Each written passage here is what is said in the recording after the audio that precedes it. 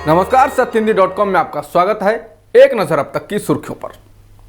मध्य प्रदेश विधानसभा में विधायक अब से पप्पू, फेंकू, मामू, बंटाधार, मंदबुद्धि और झूठा जैसे शब्दों का प्रयोग नहीं कर सकेंगे। इन जैसे 1500 शब्दों का प्रयोग राज्य विधानसभा में वर्जित होगा।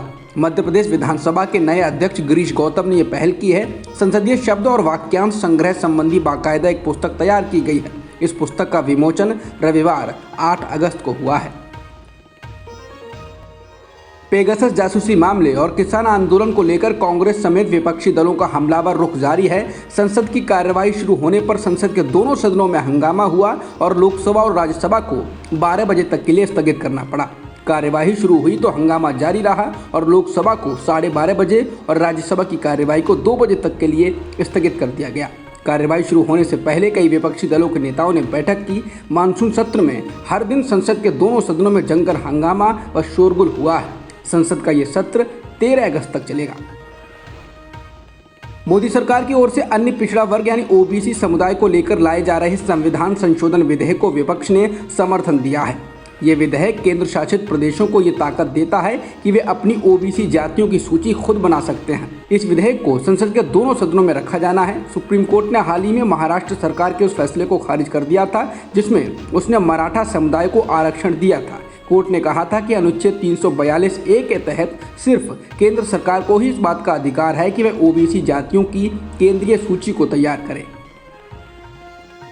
राज्यसभा में विपक्ष और कांग्रेस के वरिष्ठ नेता मल्लिकार्जुन खड़गे ने एक वीडियो ट्वीट कर पीएम मोदी से कहा है कि वो सदन में आकर विपक्ष की बात सुने।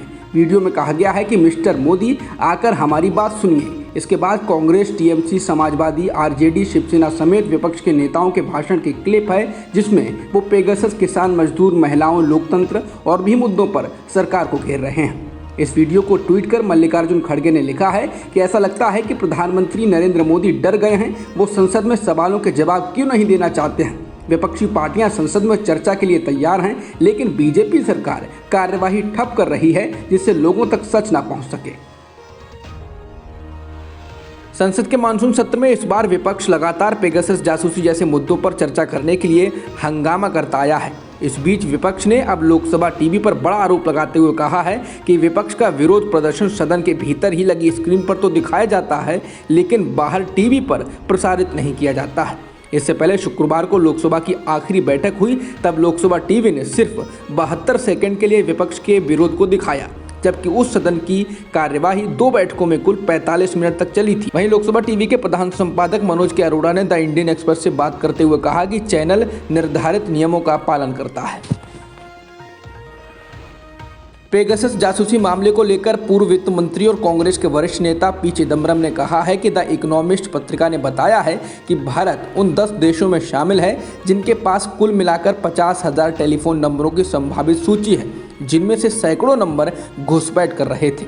एनएसओ समूह ने स्वीकार किया है कि उसके ग्राहक के रूप में 40 देश और 60 एजेंसियां हैं। उन देशों में से 10 ने जासूसी के लिए पेगासस स्पाईवेयर का इस्तेमाल किया। सवाल यह है कि क्या उनमें से भारत एक था।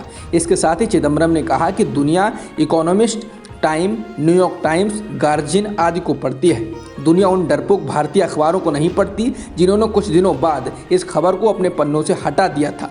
चिदम्बरम ने कहा कि अब उनकी उम्मीदें सुप्रीम कोर्ट पर टिकी हैं। खेल रत्न पुरस्कार से राजीव गांधी के नाम हटाने को लेकर शिवसेना ने पीएम मोदी पर निशाना साधा है। शिवसेना ने अपने मुखपत्र सामना में कहा है कि राजीव गांधी का नाम नहीं चाहिए, इसलिए ध्यानचंद का नाम देना ये द्वेष की राजनीति है। ध्यानचंद के नाम पर और एक बड़ा पुरस्कार घोषित किया जा सकता था। वैसा हुआ होता तो मोदी सरकार की वाहवाही हुई होती। शिवसेना ने कहा कि अब बीजेपी के राजनीतिक खिलाड़ी ऐसा कह रहे हैं कि राजीव गांधी ने कभी हाथ में हॉकी का डंडा पकड़ा था क्या। उनका ये सवाल वाजिब है, परंतु अहमदाबाद के सरदार पटेल स्टेडियम का नाम बदलकर नरेंद्र मोदी के नाम पर किया तो क्या मोदी ने क्रिकेट में ऐसा कोई कारनामा किया था। अरुण जेटली के नाम पर भी दिल्ली के स्टेडियम का नामकरण किया गया, वहां भी वही मानक लगाया जा सकता है। ऐसे सवाल लोग पूछ रहे हैं। आज प्रधानमंत्री किसान सम्मान निधि योजना के तहत किसानों के लिए 9वीं किस्त भी जारी कर दी गई है। इसके तहत किसानों के खाते में 2,000 रुपये पहुंचेंगे। केंद्र सरकार ने 2019 को पीएम किसान सम्मान निधि योजना की शुरुआत की थी, जिसके तहत किसानों को आर्थिक मदद दी जाती है। यूपी विधानसभा चुनाव से पहले प्रदेश कांग्रेस ने ऐलान किया है कि बढ़ती महंगाई, बेरोजगारी, बिगड़ती कानून व्यवस्था, किसानों की समस्याओं, महिला अपराध और भ्रष्टाचार के खिलाफ 9 और 10 अगस्त को अगस्त क्रांति दिवस पर बीजेपी गद्दी छोड़ो मार्च के तहत विधानसभा स्तरीय पदयात्रा निकाली जाएगी। ये मार्च सभी 403 विधानसभा सीटों पर निकाला जाएगा।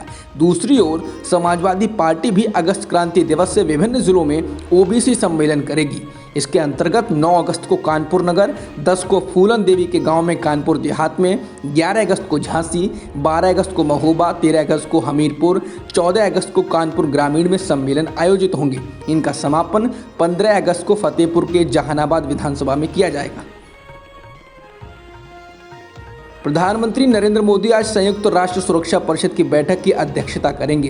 वीडियो कॉन्फ्रेंसिंग के जरिए होने वाली इस बैठक में समुद्री सुरक्षा और सहयोग पर चर्चा की जाएगी। पीएम मोदी ने भी ट्वीट कर बताया है कि इस खुली बहस में समुद्री अपराधों से निपटने के लिए प्रभावी तरीके ढूंढने और वैश्विक शांति के लिए समुद्री सहयोग मजबूत करने पर ध्यान केंद्रित किया जाएगा। बता दें, भारत अगस्त महीने में संयुक्त राष्ट्र सुरक्षा परिषद की अध्यक्षता कर रहा है।